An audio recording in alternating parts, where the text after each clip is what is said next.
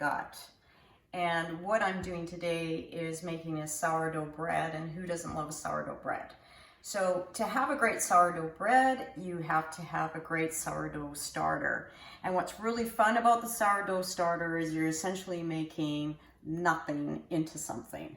So I'm going to start off with the equipment, which is a jar. That's it. And you can use anything you want. It doesn't have to be a jar, it can be a bowl, whatever you like. But I like the jar because it's clear and that allows me to see what's going on. The ingredients. The ingredients are really simple. They're essentially water and flour. On the water end, I like to use distilled water or purified water. It's important not to have chlorine in your water because chlorine, of course, kills bacteria, and that's what your starter is all about. It's this healthy mix of bacteria. So what I normally do is I just take a jug of water or a jar of water and I just leave it on the counter overnight. So use regular tap water, but let it sit overnight and then you're fine. The flour. Now, the flour is important with your starter. You want to have something that is strong and will give it a kick. So the recipe that I'm going to use starts off with using a rye flour or a whole wheat flour, which is quite strong, and then we move to just your all-purpose flour. Again, try for flours that are unbleached, organic. You can buy pretty much anything you want at Bulk Barn for a very inexpensive price. So I'm just going to go ahead and start. The measurements are a 2-to-1 ratio. So essentially we have a half a cup of flour and we have a 1/4 cup of water. So I'm just going to put the flour into the jar.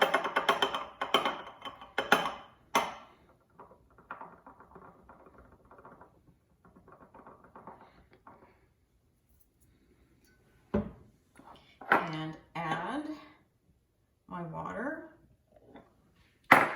And then I'm going to use a wooden spoon. You can use any utensil you want, but I just like to use this end of the spoon because you need quite a bit of torque and it's just easier. So you're going to mix it up so that all of the flour is incorporated. It's going to be, not super thick, but not weak as well. So you're going to give it a good mix. And that is really it. Now, what I like to do is just take an elastic band and put it around your jar so you know where the starting point is. You're going to cover it loosely, so you can either, use a lid if you have a lid not screwed on tight or anything, but just put on the top. Or what I do is simply just put a breathable cloth on top and let it sit now. So the whole process takes about 10 days. That took probably less than 30 seconds to do. And the process is as follows. If today is day 1, you're going to let it sit. Day 2, you're going to let it sit. So do nothing for 2 days. And then on the 3rd day, you're going to do identically the same thing, except you're going to change your whole wheat or rye flour for all-purpose white flour. And you're going to now watch, hopefully, that your starter is going to rise. A really good starter will rise double or even triple, but you can look for these telltale signs. First of all, that it's bubbling, that it is rising. It'll generally go to a peak within 4 to 5 hours and then it'll fall right down again. So these are some of the things that you can watch for. And you're just going to continue this process for about 10 days. And the other thing that I'll mention, so again, it depends on the size of your jar, but every day you probably want to discard maybe a half. There's not really that much in here, but again, it will help your starter if you discard half, and then again, you go with your 2-to-1 ratio of flour and water. It helps the feed. Generally you'll find that it gets really hungry. So the more, fresh flour that you can put in, the better.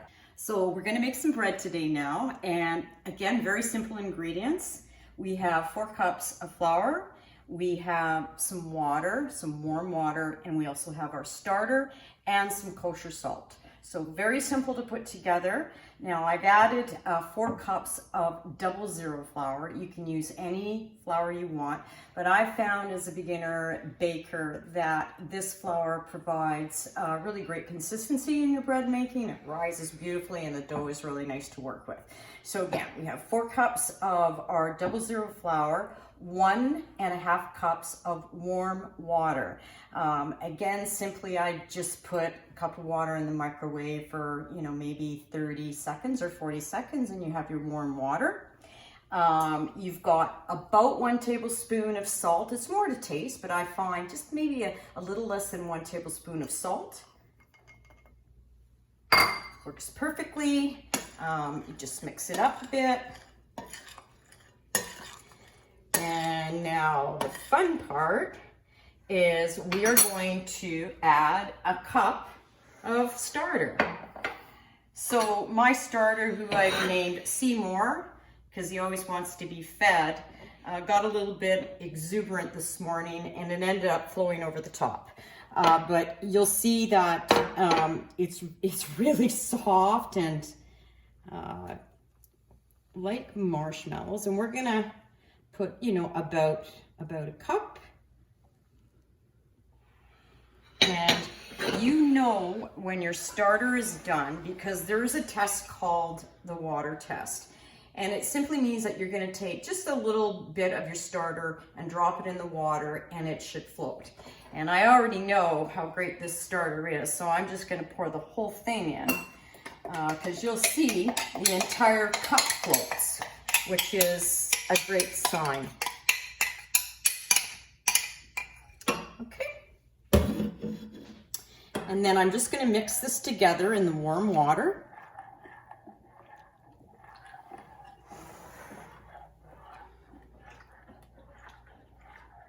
That's good. And I'll just maybe mention very quickly about the starter. Just from a maintenance perspective, if you're going to make your bread every day, just leave it on the counter, feed it every day about the same time. Again, a 2-to-1 ratio, and it'll just work out fantastic for you. Or if you're maybe more of a weekend warrior and only going to make bread, say, once a week, then just put it in the fridge. And you only have to feed it once a week. So I would recommend taking it out maybe a day or 2 ahead and just getting it back to room temperature and then feeding it. So again, you get that beautiful rise. And when it's at its peak, that's when you want to start your bread making. Okay, so that's great. We're just gonna pour it into our flour and salt and then mix it up softly. So I have a bread scraper, which is really handy to use, but if you don't, then just use your hands. It's not a big deal. And so we just want to mix this around, making sure that all of your flour is mixed. So you don't want any dry parts. You're going to start to see that the dough looks really shaggy, which is exactly what you want.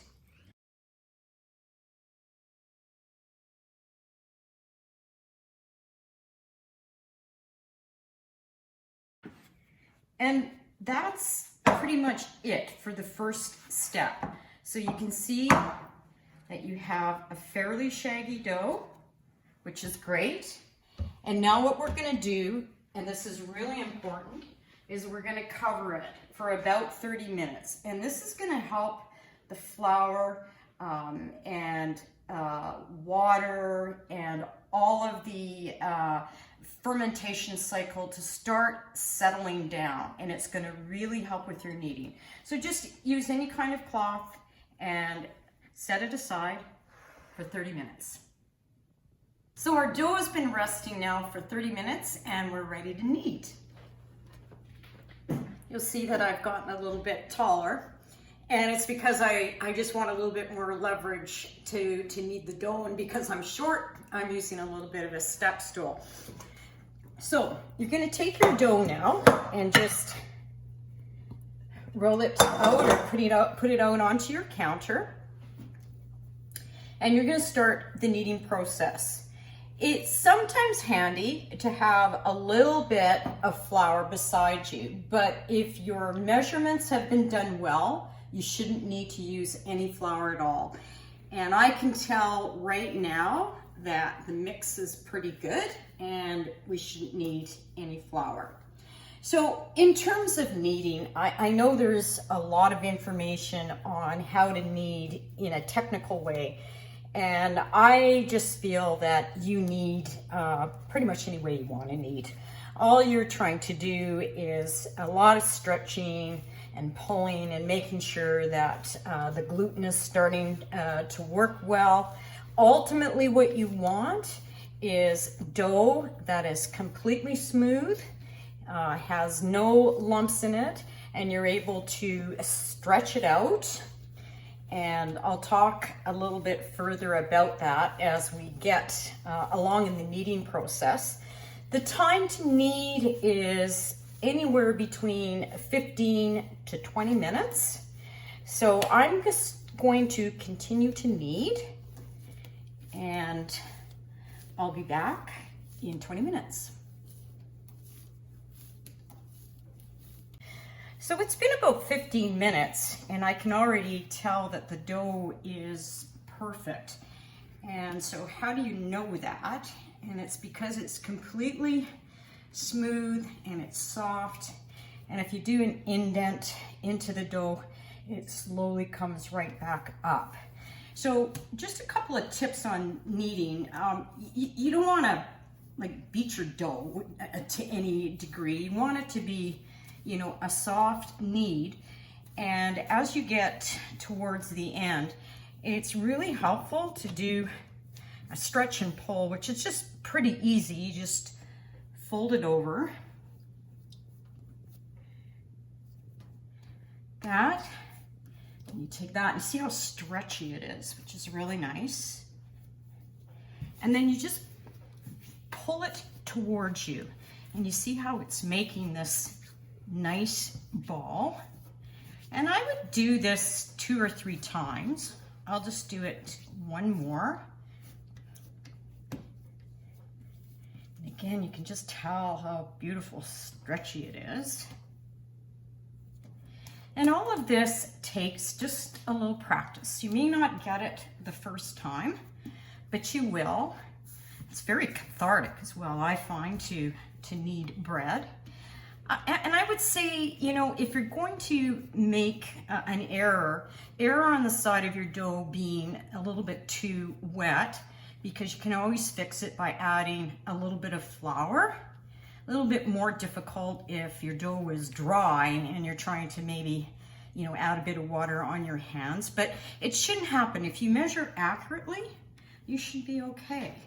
So we're now done this part, and I'm just making it into a nice ball. And then I'm going to take just the same bowl that I was using. I've just put some parchment paper in it, and I'm simply going to put the dough ball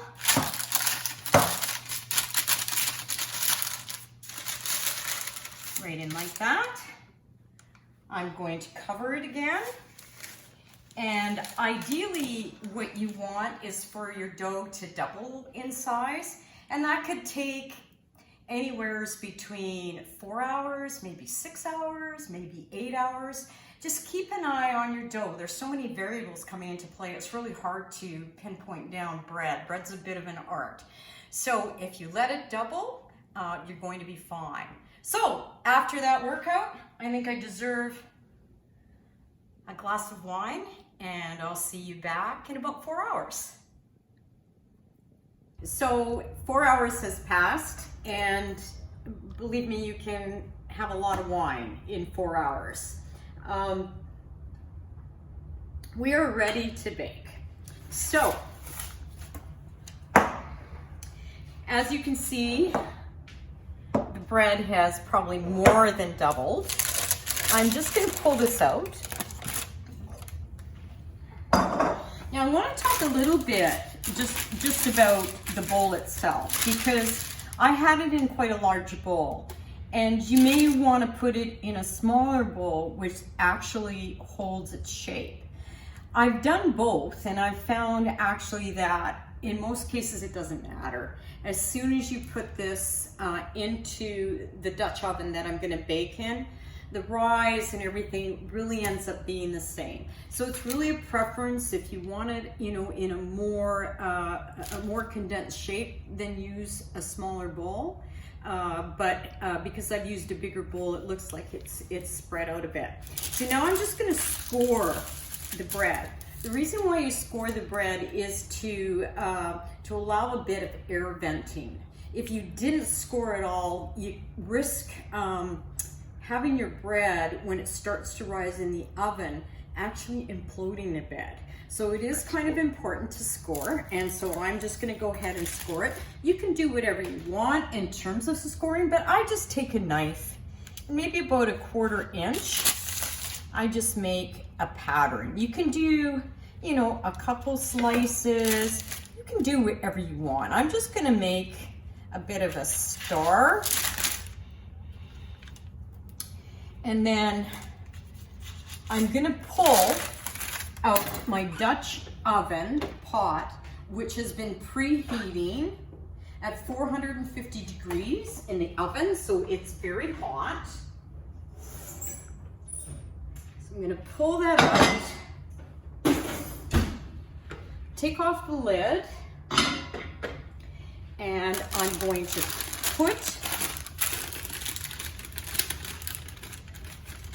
the bread right into the Dutch oven, and I'm going to close the lid on it. I'm going to pop it back in the oven, and I'm going to bake this for 30 minutes. Now, everybody's ovens are different.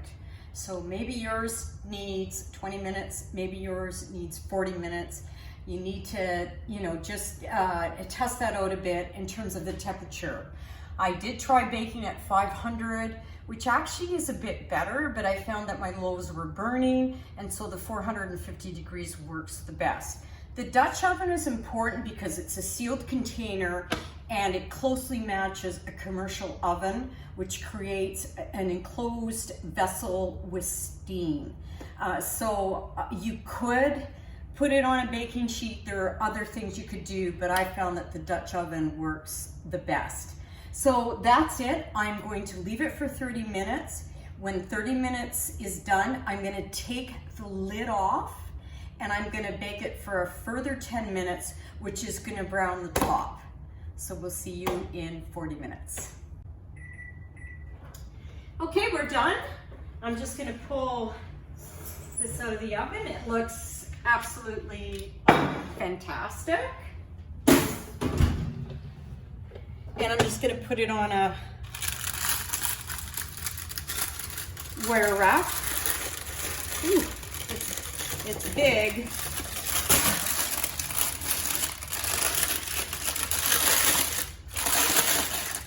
That's really lovely.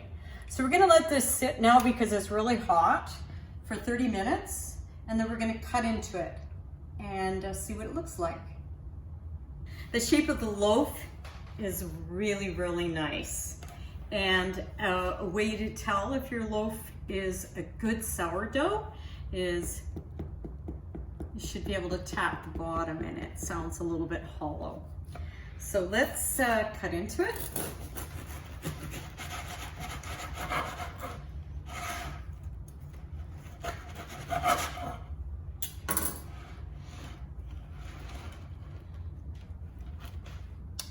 Yeah, it's beautiful. I'm just gonna take a little slice. I want to say thank you to Faye, who introduced me to 00 flour and gave me the recipe for this particular sourdough bread. And of course to Alan, who's been great on the iPhone camera with a production budget of nothing. I just want to taste this. Crust is very nice.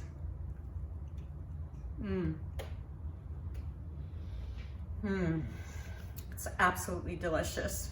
You can't do better than sourdough bread. So I hope you enjoy making it as much as I do. It's really delicious.